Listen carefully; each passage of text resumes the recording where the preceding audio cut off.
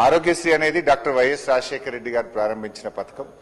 మరి మా ప్రభుత్వం వచ్చిన తర్వాత కూడా ఇది ఒక మంచి కార్యక్రమం అని చెప్పి ఈ ఆరోగ్యశ్రీని 2 లక్షల రూపాయల నుంచి ఆ రోజు 5 లక్షల రూపాయలకు పెంచి ఈ పథకాన్ని బీఆర్ఎస్ ప్రభుత్వం కొనసాగించింది అధ్యక్ష.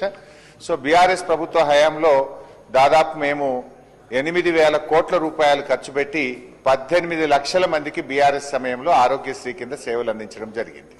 సరే, మీ ప్రభుత్వం వచ్చిన తర్వాత మీరేమన్నారంటే దీన్ని 5 లక్షల నుంచి 10 లక్షల రూపాయల వరకు పెంచుతామని చెప్పారు. కానీ ఇలా మంత్రి గారు ఇచ్చిన సమాధానంతో మనకు చాలా స్పష్టంగా ఏమర్థమవుతుందంటే అధ్యక్ష, ఈ 5 లక్షల నుంచి 10 లక్షల రూపాయలకు పెంచడం వల్ల ఈ ప్రభుత్వం వచ్చిన 2.5 సంవత్సరాల్లో ఎంతమంది లబ్ధి పొందారంటే కేవలం 496 మంది మాత్రమే లబ్ధి పొందారు ఈ 2.5 years లో. కారణం ఏంటి అంటే ముఖ్యంగా కార్పొరేట్ ఆసుపత్రులు ఈ మేజర్ సర్జరీస్ కు ఆరోగ్యశ్రీ కింద ట్రీట్మెంట్ ఇవ్వడం లేదు. దాని మీద రివ్యూ చేయండి, ఎందుకు ఈ అవకాశాన్ని ప్రజలు పొందలేకపోతున్నారో రివ్యూ చేయండి. ఇన్ఫాక్ట్ మా ప్రభుత్వం ఉన్నప్పుడు కూడా మేము చెప్పుకోలేదు, కానీ 5 లక్షల నుంచి 10-15 లక్షల వరకు కూడా 607 మందికి బీఆర్ఎస్ ప్రభుత్వంలో కూడా 5 లక్షల పైన డబ్బులు ఇచ్చాం ఆరోగ్యశ్రీ కింద. 607 పీపుల్ వేరియస్ సర్జరీస్ కు ఆరోగ్యశ్రీ కింద అప్ టు 10 లక్షల వరకు కూడా బీఆర్ఎస్ ప్రభుత్వం కూడా ఇచ్చింది.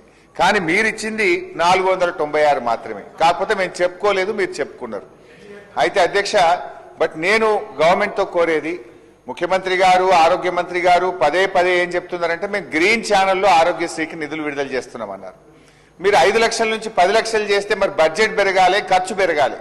2023-24లో బీఆర్ఎస్ ప్రభుత్వ హయాంలో ఆరోగ్యశ్రీ మీద పెట్టిన ఖర్చు 1,067 కోట్లు. కాంగ్రెస్ ప్రభుత్వం వచ్చిన తర్వాత 2024-25లో ఆరోగ్యశ్రీ మీద మీరు పెట్టిన ఖర్చు 971 కోట్లు.